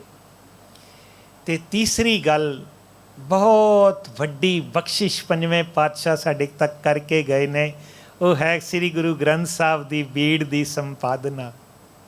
ਇਤਿਹਾਸ ਵਿੱਚ ਲਿਖਿਆ ਬੀੜ ਨੂੰ ਬੰਨ੍ਹਣਾ। ਪਹਿਲੇ ਪਾਤਸ਼ਾਹਾਂ ਦੀ ਬਾਣੀ, ਭਗਤਾਂ ਦੀ ਬਾਣੀ, ਗੁਰੂ ਨਾਨਕ ਸਾਹਿਬ ਨੇ ਜਿਹੜੀ ਇਕੱਠੀ ਕੀਤੀ, ਬਾਕੀ ਪਾਤਸ਼ਾਹਾਂ ਨੇ ਜਿਹੜੀ ਇੱਕ ਪੋਥੀ ਸੀ, ਪੰਜਵੇਂ ਪਾਤਸ਼ਾਹ ਦਾ ਕਮਾਲ ਦਾ ਸਰੂਪ ਸ੍ਰੀ ਗੁਰੂ ਗ੍ਰੰਥ ਸਾਹਿਬ ਦੀ ਬੀੜ ਬਣਾਉਣ ਦਾ। ਸੰਗਤ ਜੀ, ਜਿਸ ਗੁਰੂ ਨੂੰ ਰੋਜ਼ ਨਮਸਕਾਰ ਕਰਦੇ ਹਾਂ, ਉਸ ਗੁਰੂ ਬਾਰੇ ਜਾਣਨਾ ਬੜਾ ਜ਼ਰੂਰੀ ਹੈ। ਅੰਗ 1 ਤੋਂ ਲੈ ਕੇ 13 ਤੱਕ ਨਿਤਨੇਮ ਦੀਆਂ ਬਾਣੀਆਂ ਨੇ। ਜਪਜੀ ਸਾਹਿਬ, ਫਿਰ ਸੋਦਰ ਸੋ ਪੁਰਖ, ਦੋਨੋਂ ਰਲ ਕੇ ਅਸੀਂ ਕਹਿੰਦੇ ਹਾਂ ਰਹਿਰਾਸ ਸਾਹਿਬ, ਅਤੇ ਫਿਰ ਸੋਹਿਲਾ। 1 ਤੋਂ ਲੈ ਕੇ 13 ਅੰਗ ਤੱਕ ਇਹ ਬਾਣੀਆਂ ਨੇ। ਔਰ ਉਸ ਤੋਂ ਬਾਅਦ ਫਿਰ 1353 ਤੱਕ ਰਾਗਬੱਧ ਬਾਣੀਆਂ ਨੇ। 31 ਰਾਗ ਨੇ। ਹਰੇਕ ਰਾਗ ਦੇ ਵਿੱਚ ਜਿਹੜੀ ਹੈ ਉਹ ਵੀ ਬੜੀ ਕਮਾਲ ਦੀ ਗੱਲ। ਚਲੋ ਪਹਿਲਾਂ 1353 ਤੋਂ 1430 ਤੱਕ ਫਿਰ ਰਾਗ ਮੁਕਤ ਬਾਣੀ ਹੈ। ਫੁਨਹੇ, ਗਾਥਾ, ਸ਼ਲੋਕ ਕਬੀਰ ਜੀ, ਸ਼ਲੋਕ ਫਰੀਦ ਜੀ, ਭੱਟਾਂ ਦੇ ਸਵਈਏ, ਸ਼ਲੋਕ ਵਾਰਾਂ ਤੇ ਵਧੀਕ, ਇਹ ਬਾਣੀਆਂ ਨੇ। ਉਸ ਤੋਂ ਬਾਅਦ ਰਾਗਾਂ ਦੇ ਵਿੱਚ ਬਾਣੀ ਦੀ ਜਿਹੜੀ ਰਚਨਾ ਹੈ ਉਹ ਵੀ ਬੜੀ ਕਮਾਲ ਦੀ। ਪਹਿਲਾਂ ਗੁਰੂ ਨਾਨਕ ਸਾਹਿਬ ਦੀ ਬਾਣੀ, ਫਿਰ ਦੂਜੇ ਪਾਤਸ਼ਾਹ ਦੀ, ਫਿਰ ਤੀਜੇ ਪਾਤਸ਼ਾਹ ਦੀ, ਫਿਰ ਚੌਥੇ ਪਾਤਸ਼ਾਹ ਦੀ, ਫਿਰ ਪੰਜਵੇਂ ਪਾਤਸ਼ਾਹ ਦੀ, ਔਰ ਫਿਰ 9ਵੇਂ ਪਾਤਸ਼ਾਹ ਵੇਲੇ 10ਵੇਂ ਪਾਤਸ਼ਾਹ ਨੇ ਫਿਰ 9ਵੇਂ ਪਾਤਸ਼ਾਹ ਦੀ ਬਾਣੀ ਐਡ ਕੀਤੀ ਸੀ। ਪਰ ਪੰਚਮ ਪਾਤਸ਼ਾਹ ਨੇ ਇਹ ਬਾਣੀ ਦਾ ਸਰੂਪ ਰੱਖਿਆ। ਉਹਦੇ ਵਿੱਚ ਵੀ ਕਿਵੇਂ ਨੇ, ਸ਼ਲੋਕ ਨੇ, ਅਸ਼ਟਪਦੀਆਂ ਵਾਲੀਆਂ ਨੇ, ਫਿਰ ਕੁਝ ਬਾਣੀਆਂ ਨੇ, ਫਿਰ ਅਖੀਰ ਤੇ ਭਗਤਾਂ ਦੀ ਬਾਣੀ ਹੈ। ਭਗਤਾਂ ਦੀ ਬਾਣੀ ਦੇ ਵਿੱਚ ਵੀ ਇੱਕ ਸੀਕਵੈਂਸ ਹੈ, ਪਹਿਲਾਂ ਕਿਹੜੇ ਭਗਤ ਦੀ, ਫਿਰ ਕਿਹੜੇ ਭਗਤ ਦੀ ਬਾਣੀ। ਹੋਰ ਛੱਡੋ ਜੀ, ਹਰੇਕ ਸ਼ਬਦ ਦੀ ਨੰਬਰਿੰਗ ਹੈ। ਸਾਧ ਸੰਗਤ ਜੀ, ਕਦੇ ਗੁਰਪੁਰਬ 'ਤੇ ਕਦੇ ਕੋਈ ਇਹੋ ਜਿਹੀ ਵਿਧ ਬਣਾਵਾਂਗੇ ਇੱਥੇ ਲੈਕਚਰ 'ਤੇ ਨਾ, ਆਪਣਾ ਬੋਰਡ ਦੇ ਉੱਤੇ, ਵੀ ਨੰਬਰਿੰਗ ਦਾ ਮਤਲਬ ਕੀ ਹੈ। ਇੱਕ ਤਾਂ ਸ਼ਬਦ ਦੀ ਅੰਦਰਲੀ ਨੰਬਰਿੰਗ, ਸ਼ਬਦ ਦੇ ਅੰਦਰ ਜਿਹੜੇ ਨੰਬਰ ਚੱਲਦੇ ਨੇ, 1 2 3 4 ਪਦੇ ਨੇ। 4 ਤੋਂ ਬਾਅਦ ਲਿਖਿਆ 2, ਇਹਦਾ ਮਤਲਬ ਸੀਕਵੈਂਸ ਦੇ ਵਿੱਚ ਇਸ ਪਾਤਸ਼ਾਹ ਦਾ ਦੂਜਾ ਸ਼ਬਦ ਹੈ। ਫਿਰ ਜੀ ਅੱਗੇ ਲਿਖਿਆ 16, ਇਹਦਾ ਮਤਲਬ ਪਿੱਛੇ 14 ਸੀ, 2 ਇਹ ਪਾ ਕੇ 16 ਹੋ ਗਏ। ਔਰ ਕਿਤੇ ਕਿਤੇ ਨੰਬਰਿੰਗ 7-8 ਅੰਕਾਂ ਤੱਕ ਹੈਗੀ ਹੈ। ਇੰਨਾ ਕਮਾਲ ਦਾ ਵਿਸਮਾਦ ਹੈ ਨੰਬਰਿੰਗ ਵਿੱਚ। ਅੱਛਾ, ਫਿਰ ਹੋਰ ਦੇਖੋ, ਸ਼ਬਦ ਦੇ ਅੰਦਰ ਜਿਹੜਾ ਰਹਾਉ ਹੈ, ਕੇਂਦਰ ਜਿਹੜਾ ਅਸੀਂ ਕਹਿੰਦੇ ਹਾਂ ਸੈਂਟਰਲ ਆਈਡੀਆ ਹੈ। ਔਰ ਫਿਰ ਕਮਾਲ ਦੀ ਗੱਲ, 1604 ਵਿੱਚ ਜਦੋਂ ਪਾਤਸ਼ਾਹ ਨੇ ਹਰਿਮੰਦਰ ਸਾਹਿਬ ਵਿਖੇ ਪਹਿਲਾ ਪ੍ਰਕਾਸ਼ ਕੀਤਾ ਹੈ, ਔਰ ਫਿਰ ਕਿੰਨਾ ਸਤਿਕਾਰ ਦਿੱਤਾ ਕਿ ਪਾਤਸ਼ਾਹ ਗੁਰੂ ਗ੍ਰੰਥ ਸਾਹਿਬ ਦਾ ਪ੍ਰਕਾਸ਼ ਉੱਪਰ ਹੈ ਤੇ ਆਪ ਪਾਤਸ਼ਾਹ ਥੱਲੇ ਨੇ। ਅੱਜ ਵੀ ਅਕਾਲ ਤਖਤ ਸਾਹਿਬ, ਕੋਠਾ ਸਾਹਿਬ ਥੱਲੇ ਇੱਕ ਚੱਦਰ ਵਿਛਾਈ ਜਾਂਦੀ ਹੈ, ਇੱਕ ਯਾਦਗਾਰ ਦੇ ਤੌਰ 'ਤੇ, ਇੱਕ ਇਤਿਹਾਸ ਦੀ ਮਿਸਾਲ ਦੇ ਤੌਰ 'ਤੇ। ਜਿੰਨਾ ਬਾਣੀ ਦਾ ਸਤਿਕਾਰ ਪੰਜਵੇਂ ਪਾਤਸ਼ਾਹ ਨੇ ਕੀਤਾ, ਸਾਨੂੰ ਅੱਜ ਪ੍ਰੇਰਨਾ ਹੈ ਕਿ ਭਾਈ ਅਸੀਂ ਅੱਜ ਉਹੋ ਜਿਹਾ ਸਤਿਕਾਰ ਕਰੀਏ। ਤੁਸੀਂ ਕਹੋਗੇ ਅਸੀਂ ਨਹੀਂ ਕਰਦੇ। ਨਹੀਂ ਨਹੀਂ, ਕਰਦੇ ਹਾਂ। ਬਾਹਰੀ ਸਤਿਕਾਰ ਅਸੀਂ ਪੂਰਨ ਕਰਦੇ ਹਾਂ। ਬੜੇ ਕਮਾਲ ਦੇ ਸਾਡੇ ਰੁਮਾਲਾ ਸਾਹਿਬ ਨੇ, ਚੰਦੋਆ ਸਾਹਿਬ ਹੈ, ਬੜੀ ਖੁਸ਼ਬੋਈ ਹੈ, ਬੜੇ ਸੋਹਣੇ ਸਥਾਨ ਨੇ, ਪਰ ਇਹ ਕੇਵਲ ਬਾਹਰੀ ਸਤਿਕਾਰ ਹੈ। ਤੇ ਫਿਰ ਅੰਦਰਲਾ ਸਤਿਕਾਰ ਕਿਹੜਾ ਹੈ ਜੀ? ਕੋਈ ਬੁੱਝੋ ਜੀ, ਅੰਦਰਲਾ ਸਤਿਕਾਰ ਕਿਹੜਾ ਹੈ? ਅੰਦਰਲਾ ਸਤਿਕਾਰ ਹੈ। ਜੋ ਬਾਣੀ ਕਹਿੰਦੀ ਹੈ ਉਸ ਅਨੁਸਾਰ ਅਸੀਂ ਜੀਵਨ ਜੀਵੀਏ। ਜੋ ਬਾਣੀ ਦਾ ਹੁਕਮ ਹੈ ਉਹ ਅਸੀਂ ਮੰਨੀਏ। ਗੁਰਾ ਇੱਕ ਦੇਹ ਬੁਝਾਈ ਕਹਿਣ ਵਾਲੇ, ਸਭਨਾ ਜੀਆਂ ਕਾ ਇੱਕ ਦਾਤਾ ਸੋ ਮੈਂ ਵਿਸਰ ਨਾ ਜਾਈ ਕਹਿਣ ਵਾਲੇ, ਜੇ ਕਿਤੇ ਦੇਹਧਾਰੀਆਂ ਦੇ ਮਗਰ ਜਾਣ ਜਾਂ ਮੜੀਆਂ ਮਸਾਣਾ ਤੇ ਜਾਣ, ਇਹਦਾ ਮਤਲਬ ਉਹ ਗੁਰੂ ਦੀ ਗੱਲ ਨਹੀਂ ਮੰਨ ਰਹੇ, ਇਹਦਾ ਮਤਲਬ ਉਹ ਗੁਰੂ ਦਾ ਸਤਿਕਾਰ ਨਹੀਂ ਕਰ ਰਹੇ। ਅੱਜ ਬਹੁਤ ਜ਼ਰੂਰੀ ਗੱਲ ਬਣ ਗਈ ਹੈ ਔਰ ਖੁਸ਼ੀ ਦੀ ਗੱਲ ਹੈ, ਸਾਡੀ ਕੌਮ ਦੇ ਵਿੱਚ ਬਾਣੀ ਦੀ ਵਿਚਾਰ ਦੀ ਮੁਹਿੰਮ ਵੱਧ ਰਹੀ ਹੈ। ਪਿਛਲੇ 50-100 ਸਾਲਾਂ ਵਿੱਚ ਮੈਂ ਦੇਖਿਆ ਵਿਆਕਰਨ ਦੀ ਵੀ ਇੱਛਾ ਪੈਦਾ ਹੋ ਰਹੀ ਹੈ। ਮੈਂ ਦੇਖਿਆ ਇੱਕ ਲੁਧਿਆਣੇ ਵਿੱਚ 80-82 ਸਾਲ ਦੇ ਮਾਤਾ ਜੀ, ਉਹ ਵਿਆਕਰਨ ਸਿੱਖ ਰਹੇ ਨੇ ਤੇ ਕਹਿੰਦੇ ਨੇ ਸਾਨੂੰ ਤਾਂ ਹੁਣ ਪਤਾ ਲੱਗਾ ਵੀ ਬਾਣੀ ਦੇ ਇਹ ਮਤਲਬ ਨੇ। ਅੱਜ ਵੀ ਸ਼ਬਦ ਬੜੀ ਜਗ੍ਹਾ ਪਿਛਲੇ ਹਫ਼ਤੇ ਤੋਂ ਸੁਣਦੇ ਆ ਰਹੇ ਹਾਂ, ਕਲਯੁਗ ਜਹਾਜ਼ ਅਰਜਨ ਗੁਰੂ। ਕਲਯੁਗ ਦੇ ਗੱਗੇ ਨੂੰ ਸਿਹਾਰੀ ਹੈ। ਕੀ ਮਤਲਬ ਹੋ ਗਿਆ? ਕਲਯੁਗ ਜਹਾਜ਼ ਜੇ ਗੱਗੇ ਨੂੰ ਸਿਹਾਰੀ ਹੈ ਤੇ ਫਿਰ ਮਤਲਬ ਕੀ ਹੋ ਗਿਆ ਕਿ ਕਲਯੁਗ ਦੇ ਵਿੱਚ ਜਹਾਜ਼ ਹੈ। ਕਿਹੜਾ ਜਹਾਜ਼ ਹੈ? ਗੁਰੂ ਅਰਜਨ ਸਾਹਿਬ ਜਹਾਜ਼ ਨੇ। ਹਾਂ ਵੀ ਸਮੁੰਦਰ ਪਾਰ ਕਰਨਾ ਹੋਵੇ, ਕਿੰਨਾ ਕੁ ਤੈਰ ਕੇ ਪਾਰ ਕਰ ਲੋਗੇ ਤੁਸੀਂ? ਨਹੀਂ ਕਰ ਸਕਦੇ, ਜਹਾਜ਼ ਚਾਹੀਦਾ ਤੁਹਾਨੂੰ। ਸੰਸਾਰ ਵੀ ਇੱਕ ਸਮੁੰਦਰ ਹੈ ਤੇ ਗੁਰੂ ਅਰਜਨ ਸਾਹਿਬ ਜਹਾਜ਼ ਨੇ। ਭੱਟਾ ਨੇ ਇਹ ਗੱਲ ਲਿਖੀ, ਆਪਾਂ ਬਹੁਤ ਸੁਣਿਆ ਇਹ ਸ਼ਬਦ। ਸੋ ਬਾਣੀ ਦੀ ਵਿਚਾਰ ਕਰਨੀ, ਇੱਥੋਂ ਤੱਕ ਪਾਤਸ਼ਾਹ ਬਾਣੀ 'ਚ ਕਹਿੰਦੇ ਨੇ, ਗੁਰ ਕੀ ਸੇਵਾ ਸ਼ਬਦ ਵਿਚਾਰ। ਸਾਰੇ ਕਰੋ ਜੀ ਇੱਕ ਵਾਰੀ ਕਿਰਪਾ, ਗੁਰ ਕੀ ਸੇਵਾ। ਸੰਗਤ ਜੀ ਇਹਦੇ ਲਈ ਕਿਸੇ ਨੂੰ ਪੁੱਛਣ ਦੀ ਲੋੜ ਹੈ ਵੀ ਇਹਦੇ ਮਤਲਬ ਕੀ ਨੇ? ਜੇ ਨਹੀਂ ਸਮਝ ਆਏ ਇੱਕ ਵਾਰੀ ਫਿਰ ਪੜੋ, ਇੱਕ ਵਾਰੀ ਫਿਰ ਪੜੋ। ਗੁਰ ਕੀ ਸੇਵਾ ਕੀ ਹੈ? ਗੁਰੂ ਦੀ ਸੇਵਾ ਸ਼ਬਦ ਵਿਚਾਰ। ਵਾਹਿਗੁਰੂ 223 ਅੰਗ ਤੇ ਫਰਮਾਨ ਸੁਭਾਏਮਾਨ ਹੈ। ਤੇ ਸੰਗਤ ਜੀ ਪਹਿਲੀ ਵਾਰੀ ਜਦੋਂ ਮੈਨੂੰ ਇਹਦੇ ਅਰਥ ਸਮਝ ਆਏ, ਮੈਂ ਸੋਚਿਆ, ਮੈਂ ਤੇ ਸੋਚਦਾ ਸੀ ਵੀ ਜੋੜਿਆਂ ਦੀ ਸੇਵਾ, ਲੰਗਰ ਦੀ ਸੇਵਾ, ਭਾਂਡਿਆਂ ਦੀ ਸੇਵਾ ਗੁਰੂ ਦੀ ਸੇਵਾ ਹੈ। ਉਹ ਵੀ ਹੈ, ਉਹ ਵੀ ਕਰਨੀ ਹੈ, ਪਰ ਭਾਈ ਇਹ ਵੀ ਤੇ ਗੁਰੂ ਦੀ ਸੇਵਾ ਹੈ। ਇਹ ਕਿਉਂ ਨਹੀਂ ਕਰਦੇ? ਹਰ ਕੋਈ ਸ਼ਬਦ ਪੜ੍ਹੀਏ, ਸੁਣੀਏ। ਕਿੰਨੀ ਕਮਾਲ ਦੀਆਂ ਸਕਰੀਨਾਂ ਲੱਗੀਆਂ ਨੇ, ਕੱਢ ਕੇ ਦੇਖ ਲੈਂਦੇ ਹਾਂ ਅਸੀਂ ਇਹਦਾ ਅਰਥ ਕੀ ਹੈ। ਤੇ ਹੁਣ ਤਾਂ ਮੋਬਾਈਲ ਆ ਗਏ ਨੇ ਸਾਰਿਆਂ ਦੇ ਕੋਲ। ਮੈਨੂੰ ਤੇ ਕਈ ਸੱਜਣ, ਬੜੇ ਬੀਬੀਆਂ ਨੇ ਕਿਹਾ ਵੀ ਇੱਥੋਂ ਪਾਠ ਕਰਨ ਦਾ ਬੜਾ ਮਜ਼ਾ ਆਉਂਦਾ। ਮੈਂ ਕਿਹਾ ਕਿਉਂ? ਕਹਿੰਦੇ ਥੱਲੇ ਇੰਗਲਿਸ਼ ਦੇ ਵੀ ਅਰਥ ਹੁੰਦੇ ਨੇ। ਨੌਜਵਾਨ ਬੱਚੇ ਅੱਜ ਇੰਗਲਿਸ਼ ਦੇ ਨਾਲ ਜੁੜੇ ਨੇ ਤੇ ਇੰਗਲਿਸ਼ ਦੇ ਮੀਨਿੰਗ ਦੇ ਨਾਲ ਵੀ। ਤੇ ਮੈਂ ਦੇਖ ਰਿਹਾ ਸੀ ਤੁਹਾਡਾ ਜਿਹੜਾ ਲਾਈਵ ਚੱਲ ਰਿਹਾ ਸੀ, ਉਹਦੇ ਥੱਲੇ ਵੀ ਤੁਸੀਂ ਨਾਲ ਸ਼ੁਰੂ ਕਰਤੀ ਹੈ ਸਟ੍ਰਿਪ। ਬੜੀ ਕਮਾਲ ਦੀ ਗੱਲ ਜੇ, ਬੜੀ ਬਖਸ਼ਿਸ਼ ਜੇ।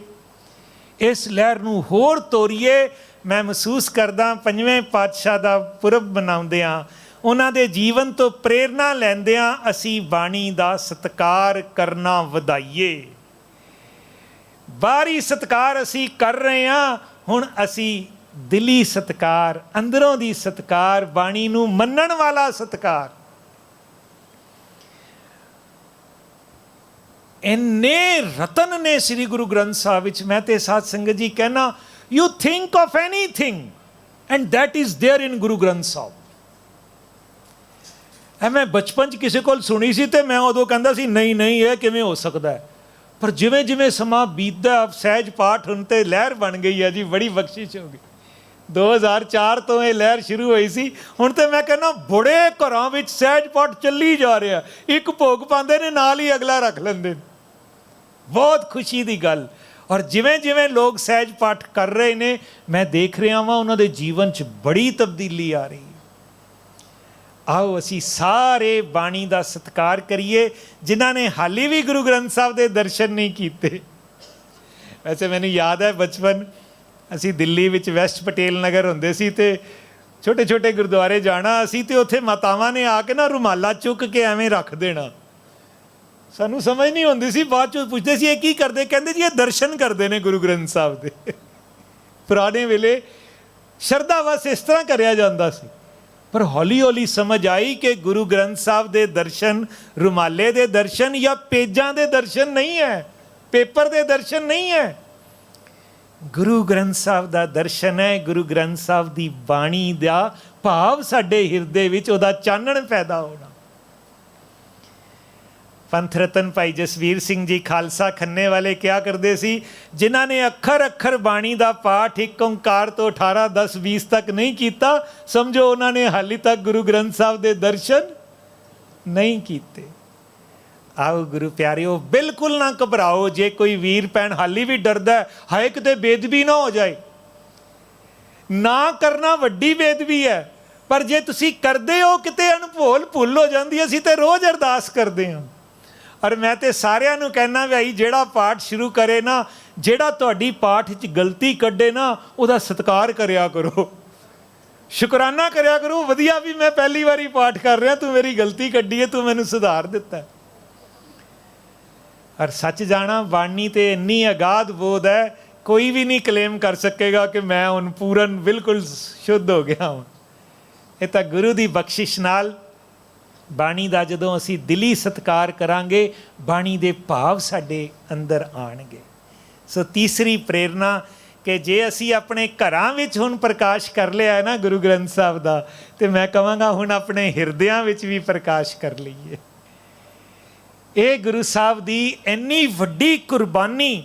ਔਰ ਸੰਗਤ ਜੀ, ਮੈਂ ਇਤਿਹਾਸ ਪੜ੍ਹ ਰਿਹਾ ਸੀ, ਮੈਂ ਦੇਖਦਾ 1604 ਵਿੱਚ ਗੁਰੂ ਗ੍ਰੰਥ ਸਾਹਿਬ ਦਾ ਪ੍ਰਕਾਸ਼ ਹੁੰਦਾ ਹੈ, 1605 ਵਿੱਚ ਅਕਬਰ ਦੀ ਮੌਤ ਹੁੰਦੀ ਹੈ, ਤੇ 1606 ਵਿੱਚ ਪਾਤਸ਼ਾਹ ਦੀ ਸ਼ਹੀਦੀ ਹੋ ਜਾਂਦੀ ਹੈ। ਸਿਰਫ 2 ਸਾਲ ਦਾ ਸਮਾਂ, 43 ਸਾਲ ਦੀ ਉਮਰ 'ਚ ਪਾਤਸ਼ਾਹ ਕਿੰਨਾ ਕੁਛ ਕਰ ਗਏ, ਕਿੰਨੀ ਬਾਣੀ ਰਚ ਗਏ, ਕਿੰਨੇ ਸ਼ਹਿਰ ਵਸਾ ਗਏ। ਹੋਰ ਕਮਾਲ ਦੀ ਗੱਲ ਬਹੁਤ ਨੇ। ਚਲੋ ਮੈਂ ਇਸ ਤੋਂ ਬਾਅਦ ਅਗਲੀ ਵਿਚਾਰ ਤੇ ਸ਼ਹੀਦੀ ਤੇ ਜ਼ਿਆਦਾ ਜਾਣਾ ਚਾਹੁੰਦਾ। ਪਰ ਕਮਾਲ ਦੀ ਗੱਲ ਕਿ ਪਾਤਸ਼ਾਹ ਨੇ, ਜਿਹੜੇ ਚੌਥੇ ਪਾਤਸ਼ਾਹ ਨੇ 52 ਕਿੱਤੇ ਦਰਬਾਰ ਸਾਹਿਬ ਦੇ ਆਲੇ ਦੁਆਲੇ ਕਾਰੋਬਾਰ ਸ਼ੁਰੂ ਕਰਾਏ ਸੀ। ਪੰਜਵੇਂ ਪਾਤਸ਼ਾਹ ਦੇ ਜੀਵਨ ਵੇਲੇ ਇਤਿਹਾਸ 'ਚ ਆਉਂਦਾ, ਪਹਿਲੀ ਗੱਲ, ਪੰਜਵੇਂ ਪਾਤਸ਼ਾਹ ਘੁੜਸਵਾਰੀ ਬਹੁਤ ਵਧੀਆ ਕਰਦੇ ਸੀ, ਨੇਜ਼ਾਬਾਜ਼ੀ ਬੜੀ ਵਧੀਆ ਕਰਦੇ ਸੀ। ਔਰ ਉਸ ਵੇਲੇ ਦੇ ਸਿੱਖ ਜਿਹੜੇ ਨੇ ਘੋੜਿਆਂ ਦੀ ਵਪਾਰ ਕਰਦੇ ਸੀ।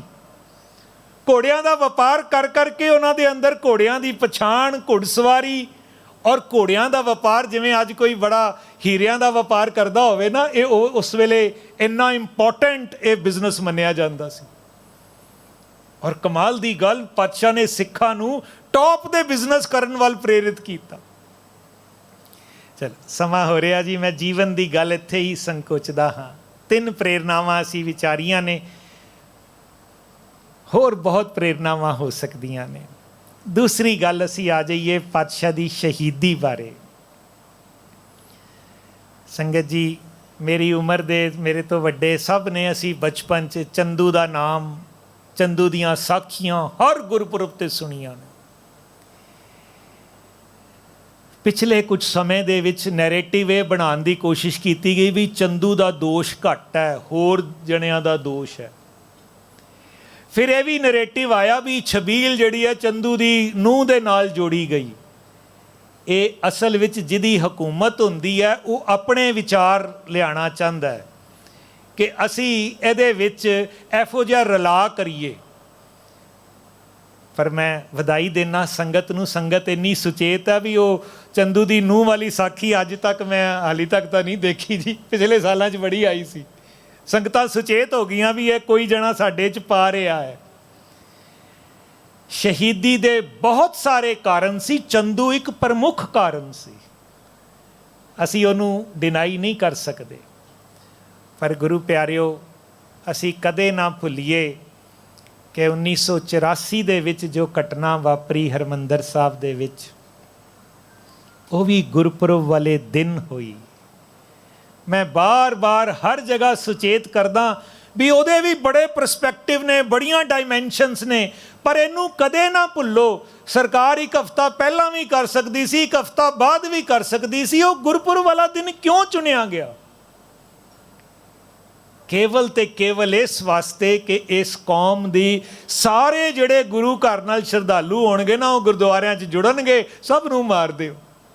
ਜਿਵੇਂ ਭਾਈ ਮਨੀ ਸਿੰਘ ਜੀ ਵੇਲੇ ਮੁਗਲਾਂ ਦੀ ਇਹ ਸੋਚ ਸੀ, ਦੀਵਾਲੀ ਦਾ ਇਕੱਠ ਕਰਨ ਦੀ ਆਗਿਆ ਦੇ ਦਿੱਤੀ, ਤੇ ਮਨ ਵਿੱਚ ਸੋਚ ਇਹ ਸੀ ਵੀ ਸਾਰੇ ਸਿੱਖ ਇਕੱਠੇ ਹੋਣਗੇ, ਹਮਲਾ ਕਰ ਦਿਓ, ਸਾਰਿਆਂ ਨੂੰ ਇੱਕੋ ਵਾਰੀ ਮੁਕਾ ਦਿਓ। ਭਾਈ ਮਨੀ ਸਿੰਘ ਜੀ ਨੇ ਸੁਨੇਹੇ ਭੇਜੇ, ਮਨਾ ਕਰ ਦਿੱਤਾ ਸੀ। ਸਰਕਾਰ ਕਹਿੰਦੀ ਸੀ ਫਿਰ ਦਿਓ ਪੈਸੇ, ਜਿਹੜਾ ਤੁਸੀਂ ਤੁਹਾਨੂੰ ਦਿੱਤਾ ਸੀ, ਅਸੀਂ ਇਹਦੇ ਵਾਸਤੇ ਤੁਸੀਂ ਕਿਹਾ ਸੀ ਵੀ ਪੈਸੇ ਦਿਆਂਗੇ ਤਾਂ ਸਾਨੂੰ ਇਜਾਜ਼ਤ ਦਿਓ। ਭਾਈ ਮਨੀ ਸਿੰਘ ਜੀ ਕਹਿੰਦੇ ਨੇ ਤੁਸੀਂ ਇਜਾਜ਼ਤ ਦੇ ਕੇ ਤੁਹਾਡੇ ਮਗਰ ਤੇ ਇਹ ਸੋਚ ਸੀ। ਬੜੀ ਲੰਮੀ ਉਹ ਸਾਖੀ। ਪਰ ਮੈਂ ਅੱਜ ਪ੍ਰੇਰਨਾ ਕੇਵਲ ਸ਼ਹੀਦੀ ਤੋਂ ਇਹ ਕਹਿਣੀ ਚਾਹਾਂਗਾ ਕਿ ਪੰਜਵੇਂ ਪਾਤਸ਼ਾਹ ਸ਼ਹੀਦਾਂ ਦੇ ਸਿਰਤਾਜ ਹੋਏ ਨੇ। ਸਿਰਤਾਜ, ਸਭ ਤੋਂ ਪਹਿਲੇ ਸ਼ਹੀਦ, ਪ੍ਰਮੁੱਖ ਸ਼ਹੀਦ। ਤੇ ਵਾਹ ਹੀ ਮੇਰੀ ਇਹ ਕੌਮੇ ਕਮਾਲ ਕਰ ਦਿੱਤਾ ਹੈ। ਪੰਜਵੇਂ ਪਾਤਸ਼ਾਹ ਤੋਂ ਬਾਅਦ ਨੌਵੇਂ ਪਾਤਸ਼ਾਹ ਦੀ ਸ਼ਹੀਦੀ, ਕਿੰਨੇ ਗੁਰੂ ਘਰ ਦੇ ਸਿੱਖਾਂ ਦੀ ਸ਼ਹੀਦੀ, ਸਾਹਿਬਜ਼ਾਦਿਆਂ ਦੀ ਸ਼ਹੀਦੀ, ਤੇ ਅੱਜ ਉਸ ਵੇਲੇ ਤੱਕ ਕਿੰਨੇ ਹੀ ਸ਼ਹੀਦ। ਮੇਰੇ ਖਿਆਲ ਨਾਲ ਕੋਈ ਇੱਕ ਜਗ੍ਹਾ ਕਦੇ ਕੋਈ ਕੰਪਾਈਲ ਕਰ ਹੀ ਨਹੀਂ ਸਕੇਗਾ ਸਾਰੇ ਸ਼ਹੀਦਾਂ ਦੇ ਨਾਵਾਂ ਨੂੰ। ਮੁਬਾਰਕ ਹੈ ਇਹ ਕੌਮ, ਮਾਣ ਕਰੀਏ। ਮੈਂ ਤੇ ਵਾਰ-ਵਾਰ ਕਹਿਣਾ, ਕਦੇ ਨਾ ਸੋਚੀਏ ਵੀ ਕੌਮ ਸਾਡੀ ਪਿੱਛੇ ਜਾ ਰਹੀ ਹੈ। ਅਸਲ 'ਚ ਸਾਡੀ ਕੌਮ ਬਹੁਤ ਅੱਗੇ ਜਾ ਰਹੀ ਜੇ। ਇਹ ਹਕੂਮਤਾਂ ਨੂੰ ਡਰ ਵੀ ਤਾਂ ਹੀ ਲੱਗਦਾ। ਇਹ ਕਰੋਨਾ ਦੇ ਸਮੇਂ 'ਚ ਸਾਰੀਆਂ ਕੌਮਾਂ ਘਰਾਂ 'ਚ ਵੜ ਗਈਆਂ। ਗੁਰੂ ਕੇ ਲਾਲ ਉਦੋਂ ਵੀ ਲੰਗਰ ਲਾਉਂਦੇ ਰਹੇ। ਕਿਆ ਕਮਾਲ ਦੀ ਗੱਲ, ਦੁਨੀਆ ਨੇ ਦੇਖਿਆ।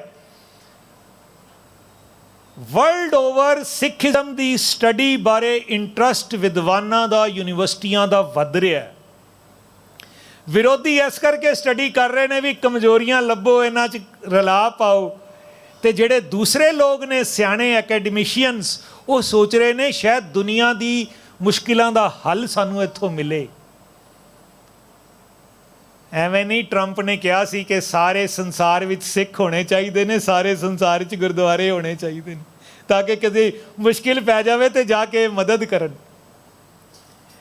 ਮੈਂ ਤੇ ਕਹਿਣਾ ਸਾਧ ਸੰਗਤ ਜੀ, ਕਿਸੇ ਇੱਕ ਲੀਡਰ ਨੇ ਨਹੀਂ ਕਿਹਾ ਸੀ ਲੰਗਰ ਲਾਓ।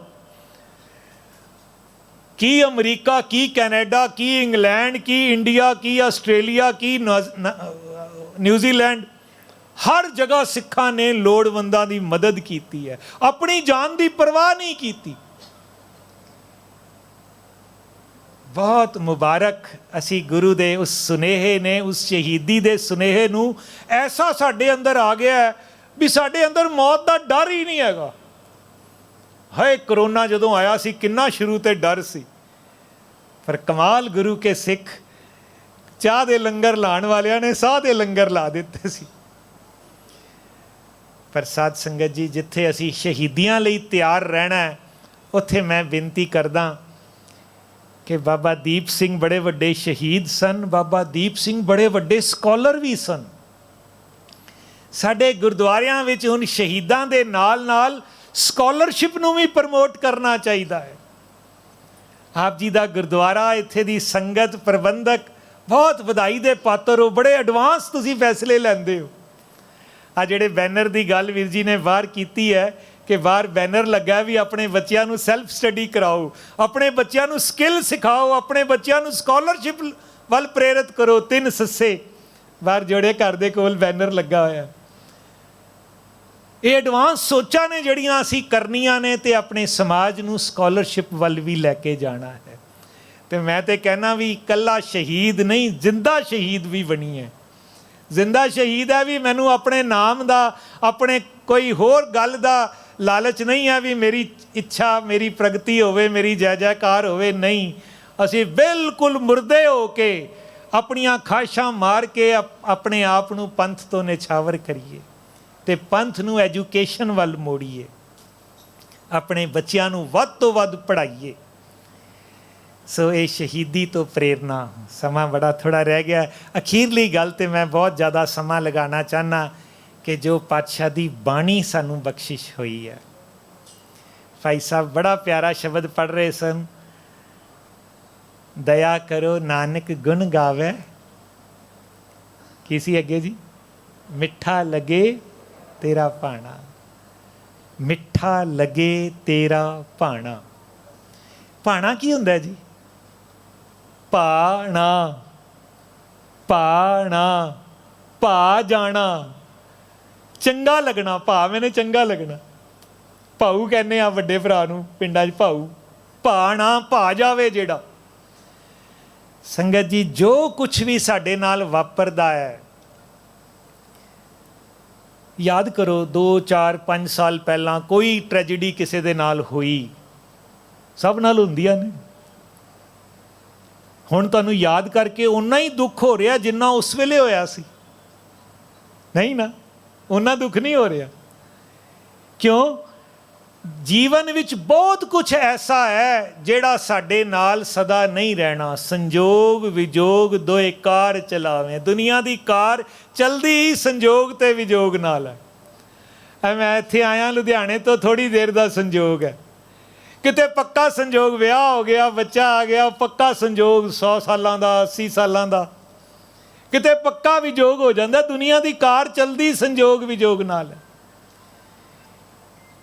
ਭਾਣਾ ਮੰਨਣਾ ਸਮੇਂ ਨਾਲ ਹਰ ਕੋਈ ਮੰਨ ਲੈਂਦਾ ਹੈ। Time cures everything. ਪਰ ਗੁਰੂ ਕਾ ਸਿੱਖ ਉਹ ਹੈ, ਬਾਣੀ ਪੜ੍ਹਨ ਵਾਲਾ, ਬਾਣੀ ਵਿੱਚ ਰਤਿਆ ਹੋਇਆ ਉਹ ਜੀਵ ਹੈ ਜਿਹਨੂੰ ਤੁਰੰਤ ਭਾਣਾ ਚੰਗਾ ਲੱਗੇ। ਸੰਗਤ ਜੀ, ਸਾਇੰਸ ਕਹਿੰਦੀ ਹੈ ਵੀ ਜਿੰਨਾ ਮਰਜ਼ੀ ਵੱਡਾ ਕੋਈ ਮਾੜੀ ਨਿਊਜ਼ ਆ ਜਾਵੇ ਨਾ, ਪਹਿਲੇ 10 ਮਿੰਟ ਸੰਭਾਲਣੇ ਔਖੇ ਹੁੰਦੇ ਨੇ। ਉਸ ਤੋਂ ਬਾਅਦ ਤੁਹਾਡੀ ਵਿਲ ਪਾਵਰ 'ਤੇ ਹੈ। ਚਾਹੇ ਕੋਈ ਅਟੈਕ ਹੋ ਗਿਆ, ਚਾਹੇ ਕੋਈ ਮੌਤ ਹੋ ਗਈ ਹੈ, ਕੁਛ ਵੀ ਹੋ ਗਿਆ। ਇੱਕ ਜਿਹੜੇ ਸਮਾਜ ਵਿਗਿਆਨੀ ਅਤੇ ਸਾਈਕੋਲੋਜੀ ਵਾਲੇ ਇਹੋ ਜਿਹੀਆਂ ਖੋਜਾਂ ਕਰਦੇ ਨੇ, ਸਿਰਫ ਪਹਿਲੇ 10 ਮਿੰਟ ਕ੍ਰਿਟੀਕਲ ਹੁੰਦੇ ਨੇ। ਜਿੰਨੇ ਪਹਿਲੇ 10 ਮਿੰਟ ਕੱਟ ਲਏ, ਬਾਕੀ ਉਹਦੀ ਵਿਲ ਪਾਵਰ ਹੈ, ਉਸੇ ਵੇਲੇ ਵੀ ਆਪਣੇ ਆਪ ਨੂੰ ਬੈਲੈਂਸ ਕਰ ਸਕਦਾ ਹੈ। ਤੇ ਸਾਨੂੰ ਤੇ ਪਾਤਸ਼ਾਹ ਨੇ ਐਸੀ ਬਖਸ਼ਿਸ਼ ਕੀਤੀ ਹੈ, ਔਰ 5ਵੇਂ ਪਾਤਸ਼ਾਹ ਦੀ ਸ਼ਹੀਦੀ ਤੇ ਬਹੁਤ ਵੱਡੀ ਪ੍ਰੇਰਨਾ ਕਰਦੀ ਹੈ। ਸੰਗਤ ਜੀ, ਸਭ ਤੋਂ ਵੱਡੀ ਦਾਤ ਹੀ ਹੈ ਭਾਣਾ ਮੰਨਣਾ। ਮੈਂ ਨਹੀਂ ਕਹਿ ਰਿਹਾ, ਪਾਤਸ਼ਾਹ ਕਹਿੰਦੇ ਨੇ ਬਾਣੀ 'ਚ, ਭਾਣਾ ਜੇ ਵੱਡ ਹੋਰ ਦਾਤ ਨਾਹੀਂ। ਸਾਰੇ ਕਰੋ ਜੀ ਕਿਰਪਾ। ਭਾਣਾ ਜੇ ਵੱਡ ਹੋਰ ਦਾਤ ਨਾਹੀਂ। ਮੈਂ ਕਹਿੰਦਾ ਹੌਲੀ ਹੌਲੀ ਬਾਣੀ ਪੜ੍ਹਨੀ ਚਾਹੀਦੀ ਹੈ। ਸਾਡਾ ਦਿਲ ਹੁੰਦਾ ਵੀ ਫਟਾਫਟ ਪਾਠ ਪੂਰਾ ਕਰੋ। ਪੂਰਾ ਕਰਨ ਨਾਲੋਂ ਨਾ ਰਸ ਲੈਣਾ ਚਾਹੀਦਾ, ਹੌਲੀ ਹੌਲੀ। ਭਾਣਾ ਜੇ ਵੱਡ ਹੋਰ ਦਾਤ ਨਾਹੀਂ। ਸਭ ਤੋਂ ਵੱਡੀ ਦਾਤ ਭਾਣਾ ਮੰਨਣਾ ਹੈ। ਪਾਤਸ਼ਾਹ ਕਹਿੰਦੇ ਨੇ, ਸੱਚ ਆਖ ਸੁਣਾਇਆ। ਮੈਂ ਸੱਚੀ ਇਹ ਗੱਲ ਕਹਿ ਰਿਹਾ। ਔਰ 5ਵੇਂ ਪਾਤਸ਼ਾਹ ਦੀ ਸ਼ਹੀਦੀ ਤੋਂ ਵੱਡਾ ਸਾਡੇ ਸਾਹਮਣੇ ਹੋਰ ਉਦਾਹਰਨ ਕੀ ਹੋ ਸਕਦਾ ਹੈ? ਤੇਰਾ ਕੀਆ ਮੀਠਾ ਲੱਗੇ। ਜੋ ਕੁਛ ਸਾਡੇ ਨਾਲ ਜੀਵਨ ਵਿੱਚ ਵਾਪਰੇ, ਆਪਣੇ ਵੱਲੋਂ ਅਸੀਂ ਉਹਦੇ ਬਾਰੇ ਜੋ ਕੁਛ ਵਧੀਆ ਕਰ ਸਕਦੇ ਹਾਂ ਕਰੀਏ। ਬਾਕੀ ਜੋ ਕੁਛ ਵੀ ਹੈ ਉਹਨੂੰ ਭਾਣਾ ਮੰਨ ਲਈਏ। ਸਾਰਾ ਕੁਛ ਸਾਰਿਆਂ ਦੇ ਅਨੁਸਾਰ ਨਹੀਂ ਹੋ ਸਕਦਾ, ਇਹ ਮੰਨ ਲਈਏ। ਅਸੀਂ ਕਰਤੇ ਨਹੀਂ ਹਾਂ, ਕਰਤਾ ਰਾਮ ਪਛਾਣ। ਇੱਕ ਬੜੀ ਪਿਆਰੀ ਗੱਲ ਕਿਸੇ ਨੇ ਕਹੀ, ਕਹਿੰਦੇ ਜੀ, suppose you can what you will. Will ਮੈਨੇ ਸੋਚਣਾ। Suppose you can what you will. ਜੋ ਵੀ ਤੁਸੀਂ ਸੋਚੋ, ਤੁਸੀਂ ਮੰਨ ਲਓ ਤੁਸੀਂ ਕਰ ਸਕਦੇ ਹੋ। ਪਰ ਕਹਿੰਦੇ ਜੀ, but you can not will the will. Will the will ਮਤਲਬ ਤੁਸੀਂ ਕੀ ਸੋਚਣਾ ਹੈ, ਤੁਹਾਡੇ ਅੰਦਰ ਫੁਰਨਾ ਕੀ ਆਣਾ ਹੈ, ਤੁਹਾਡੇ ਵੱਸ ਨਹੀਂ ਹੈ। ਜੇ ਤੁਸੀਂ ਅੱਜ ਗਰਮੀ ਦੇ ਸਮੇਂ 'ਚ ਘਰੋਂ ਉੱਠ ਕੇ ਇੱਥੇ ਆ ਗਏ ਹੋ, ਗੁਰਦੁਆਰੇ ਆਉਣ ਦਾ ਫੁਰਨਾ ਪਾਤਸ਼ਾਹ ਨੇ ਪਾਇਆ ਹੈ। God acts through our thoughts। ਸਾਡੇ ਅੰਦਰ ਉਹ ਥਾਟ ਪਾਉਂਦਾ ਹੈ, ਫਿਰ ਸਾਡੀ ਕਮਾਈ ਹੁੰਦੀ। ਉਹਦਾ ਬੜਾ ਕਮਾਲ ਦਾ ਇੱਕ ਪ੍ਰੋਗਰਾਮਿੰਗ ਹੈ। ਜਿਹਨੂੰ ਉਹਨੇ ਵਧੀਆ ਬਣਾਉਣਾ ਉਹਦੇ ਅੰਦਰ ਵਧੀਆ ਥਾਟ ਪਾ ਦਿੱਤੇ, ਤੇ ਜਿਹਨੂੰ ਉਹਨੇ ਕੁਰਾਹੇ ਪਾਉਣਾ ਉਹਦੇ ਅੰਦਰ ਹੋਰ ਥਾਟ ਪਾ ਦਿੱਤੇ। ਭਾਣਾ ਉੱਜੜ, ਭਾਣਾ ਰਾਹ, ਭਾਣਾ ਹਰ ਗੁਣ ਗੁਰਮੁਖ ਗਾਵਾ। ਨਾ ਕੋ ਮੂਰਖ ਨਾ ਕੋ ਸਿਆਣਾ, ਵਰਤੈ ਸਭ ਕਿਛ ਤੇਰਾ ਭਾਣਾ। ਗੁਰੂ ਪਿਆਰਿਓ, ਮੇਰਾ ਮਨ ਕਰਦਾ, ਸਮਾਂ ਹੋ ਗਿਆ, ਬੜੀ ਸੰਖੇਪ ਵਿੱਚ ਮੈਂ ਬੇਨਤੀ ਕਰਾਂ। 3 ਸ਼ਬਦ ਅਸੀਂ ਸਾਰੇ ਕੰਠ ਕਰ ਲਈਏ। ਅੱਜ ਗੁਰਦੁਆਰੇ ਆਏ ਆ ਨਾ, ਜਿਵੇਂ ਪਹਿਲਾਂ ਹੁੰਦਾ ਸੀ ਵੀ ਲੰਗਰ ਜਾਂ ਛਬੀਲ ਛੋਟੇ ਹੁੰਦੇ ਸੀ, ਭਾਂਡੇ ਲੈ ਕੇ ਆਉਂਦੇ ਸੀ, ਡੋਲੂ ਲੈ ਕੇ ਭਰ ਕੇ ਘਰ ਲੈ ਜਾਂਦੇ ਸੀ, ਜਾਂ ਲੰਗਰ ਵੀ ਲੈ ਕੇ ਜਾਂਦੇ ਸੀ। ਅੱਜ 3 ਸ਼ਬਦ ਤੁਹਾਡੇ ਸਾਰਿਆਂ ਕੋਲ ਮੋਬਾਈਲ ਹੋਣਗੇ, ਆਪਣੇ ਮੋਬਾਈਲਾਂ ਤੋਂ ਤੁਸੀਂ ਕੱਢ ਵੀ ਸਕਦੇ ਹੋ। ਪਹਿਲਾ ਸ਼ਬਦ ਜਿਹੜਾ ਭਾਈ ਸਾਹਿਬ ਪੜ੍ਹ ਕੇ ਗਏ, ਤੇਰਾ ਕੀਆ ਮੀਠਾ ਲਾਗੇ, ਹਰ ਕਾ ਨਾਮ ਹਿਰਦੈ ਨਿਤਿਆਈ। ਇਹਨੂੰ ਕੰਠ ਕਰ ਲਈਏ, 3 ਲਾਈਨਾਂ ਦਾ ਸ਼ਬਦ। ਦੂਜਾ ਸ਼ਬਦ ਗੌੜੀ ਰਾਗ ਦਾ ਮੈਨੂੰ ਬੜਾ ਕਮਾਲ ਦਾ ਲੱਗਦਾ ਜੀ। ਅੱਛਾ, ਅੱਜ 3 ਤਰੀਕ ਹੈ ਨਾ, ਤੇ ਕੁਦਰਤੀ ਗੌੜੀ ਰਾਗ ਵੀ ਗੁਰੂ ਗ੍ਰੰਥ ਸਾਹਿਬ ਦਾ ਤੀਸਰਾ ਰਾਗ ਜੀ। ਸਤਸੰਗ ਜੀ ਮੈਨੂੰ ਲੱਗਦਾ ਵੀ 31 ਦਿਨ ਨੇ ਤੇ 31 ਰਾਗ ਨੇ, ਇਹ ਵੀ ਕੋਈ ਭੇਦ ਹੋਏਗਾ। ਕਿਸੇ ਵੇਲੇ ਕੋਈ ਵਿਦਵਾਨ ਇਹਦੇ ਬਾਰੇ ਵੀ ਲਿਖੇਗਾ। ਪਰ ਮੇਰਾ ਹੁਣ ਮਨ ਕਰਦਾ, ਮੈਂ ਕਹਿੰਦਾ 3 ਤਰੀਕ ਗੌੜੀ ਡੇ, 1 ਤਰੀਕ ਸ੍ਰੀ ਰਾਗ ਡੇ, 2 ਤਰੀਕ ਮਾਝ ਡੇ। ਉਸ ਦਿਨ ਗੌੜੀ ਰਾਗ ਦੇ ਸ਼ਬਦ ਪੜ੍ਹੋ, ਅੱਜ ਵੱਧ ਤੋਂ ਵੱਧ ਕੰਠ ਕਰੋ। ਤੇ ਗੌੜੀ ਰਾਗ ਦਾ ਬੜਾ ਹੀ ਪਿਆਰਾ ਸ਼ਬਦ, 5ਵੇਂ ਪਾਤਸ਼ਾਹ ਦਾ ਸ਼ਬਦ, ਮੀਤ ਕਰੈ ਸੋਈ ਹਮ ਮਾਨਾ। ਸਾਰੇ ਕਿਰਪਾ ਕਰੋ ਜੀ, ਮੁਸਕਰਾ ਕੇ ਪੜੋ ਜੀ, ਅਰਥ ਵੀ ਬੜੇ ਸੌਖੇ ਨੇ। ਮੀਤ ਕਰੈ, ਮੀਤ ਮੈਨੇ ਮੇਰਾ ਮਿੱਤਰ। ਆਹ, ਮੈਂ ਬੱਚਿਆਂ ਨੂੰ ਕਹਿੰਦਾ ਹੁੰਦਾ ਵੀ ਹਰ ਵੇਲੇ ਪਰਮਾਤਮਾ ਤੋਂ ਡਰੀ ਨਾ ਜਾਇਆ ਕਰੋ, ਉਹਨੂੰ ਆਪਣਾ ਫਰੈਂਡ ਵੀ ਬਣਾ ਲਿਆ ਕਰੋ। ਪਾਤਸ਼ਾਹ ਨੇ ਫਰੈਂਡ ਬਣਾਇਆ। ਮੀਤ ਕਰੇ ਸੋਈ ਹਮ ਮਾਨਾ, ਮੀਤ ਕੇ ਕਰਤਬ ਕੁਸਲ ਸਮਾਨਾ। ਆਹ, ਮੀਤ ਕੇ ਕਰਤਬ। ਅਗਲੀ ਗੱਲ ਬੜੀ ਕਮਾਲ ਦੀ ਜੇ ਸੰਗਤ ਜੀ, ਮੈਂ ਜਦੋਂ ਪਹਿਲੀ ਵਾਰੀ ਇਹਦੇ ਅਰਥ ਵਿਚਾਰੇ, ਮੈਨੂੰ ਕਰੰਟ ਲੱਗਾ ਸੀ। ਸੱਚੀ ਕਰੰਟ ਲੱਗਦਾ ਬਾਣੀ ਨਾਲ ਵੀ, ਜੇ ਬਾਣੀ ਨਾਲ ਟੱਚ ਕਰ ਲਈਏ ਅਸੀਂ। ਕੀ ਫਰਮਾਨ ਹੈ ਜੀ? ਏਕਾ ਟੇਕ ਮੇਰੇ ਮਨ ਚੀਤ, ਏਕਾ ਟੇਕ ਮੇਰੇ ਮਨ ਚੀਤ। ਏਕਾ ਟੇਕ, ਇੱਕੋ ਟੇਕ ਮੇਰੇ ਮਨ ਦੇ ਵਿੱਚ, ਮੇਰੇ ਚਿੱਤ ਵਿੱਚ ਹੈ। ਕਿਹੜੀ ਟੇਕ? ਜਿਸ ਕਿਛ ਕਰਨਾ ਸੋ ਹਮਰਾ ਮੀਤ, ਜਿਸ ਕਿਛ ਕਰ। ਬੋਲਾ ਬਈ ਜਿੰਨੇ ਕੁਝ ਕਰਨਾ ਉਹ ਤੇ ਮੇਰਾ ਫਰੈਂਡ ਹੈ, ਉਹ ਤੇ ਮੇਰਾ ਆੜੀ ਹੈ। ਜੇ ਇਹ ਟੇਕ ਮੇਰੇ ਅੰਦਰ ਆ ਜਾਏਗੀ, ਮੈਂ ਕਦੇ ਨਹੀਂ ਡੋਲਾਂਗਾ, ਕਦੇ ਨਹੀਂ ਘਬਰਾਵਾਂਗਾ, ਕਦੇ ਨਹੀਂ ਮੈਨੂੰ ਚਿੰਤਾ ਹੋਏਗੀ। ਸੰਗਤ ਜੀ ਆਪਣੇ ਮੋਬਾਈਲਾਂ ਤੇ ਕੱਢ ਕੇ ਜੇ ਯਾਦ ਹੈ ਤੇ ਬਹੁਤ ਵਧੀਆ ਗੱਲ ਹੈ, ਨਹੀਂ ਤੇ ਲਿਖ ਕੇ ਘਰ ਜਾ ਕੇ ਕੱਢ ਲਈਏ। ਪਹਿਲਾ ਸ਼ਬਦ ਭਾਈ ਸਾਹਿਬ ਵਾਲਾ, ਦੂਸਰਾ ਏਕਾ ਟੇਕ, ਤੇ ਤੀਸਰਾ ਧਨਾਸਰੀ ਰਾਗ ਦਾ ਸ਼ਬਦ। ਸਮਾਂ ਹੋ ਗਿਆ ਬਸ। ਔਖੀ ਘੜੀ ਨਾ ਦੇਖਣ, ਦੇਖਣ ਦੇਈ। ਬਿੰਦੀ ਲਾ ਕੇ ਕਿ ਨਹੀਂ?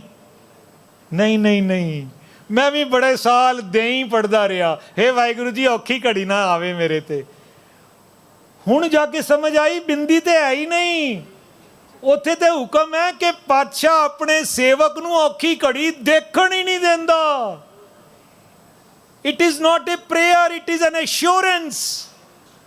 ਉਹ ਵਾਹਿਗੁਰੂ ਤੇ ਭਰੋਸਾ ਕਰੋ ਬਈ, ਐਨ ਬਾਹਾਂ ਲੁਡਾਈਏ, ਬੜੇ ਖੁਸ਼ ਹੋ ਕੇ ਜੀਵਨ ਦੀ ਰਾਹ ਤੇ ਤੁਰਿਆ ਕਰੀਏ ਕਿ ਮੇਰਾ ਪਾਤਸ਼ਾਹ ਮੈਨੂੰ ਔਖੀ ਘੜੀ ਦੇਖਣ ਹੀ ਨਹੀਂ ਦੇਗਾ। ਆਪਣਾ ਬਿਰਦ ਸੰਭਾਲੇ, ਹੱਥ ਦੇ ਰੱਖੇ, ਹੱਥ ਦੇ ਕੇ ਮੇਰੀ ਰੱਖਿਆ ਕਰੇਗਾ। ਐਸਾ ਭਰੋਸਾ ਜਦੋਂ ਸਾਡੇ ਅੰਦਰ ਆ ਜਾਏਗਾ, ਸੱਚ ਜਾਣਨਾ ਗੁਰੂ ਪਿਆਰਿਓ, ਅਚਿੰਤ ਹੋ ਜਾਵਾਂਗੇ। ਕੋਈ ਚਿੰਤਾ ਨਹੀਂ, ਕੋਈ ਘਬਰਾਹਟ ਨਹੀਂ, ਕੋਈ ਤੌਖਲਾ ਨਹੀਂ।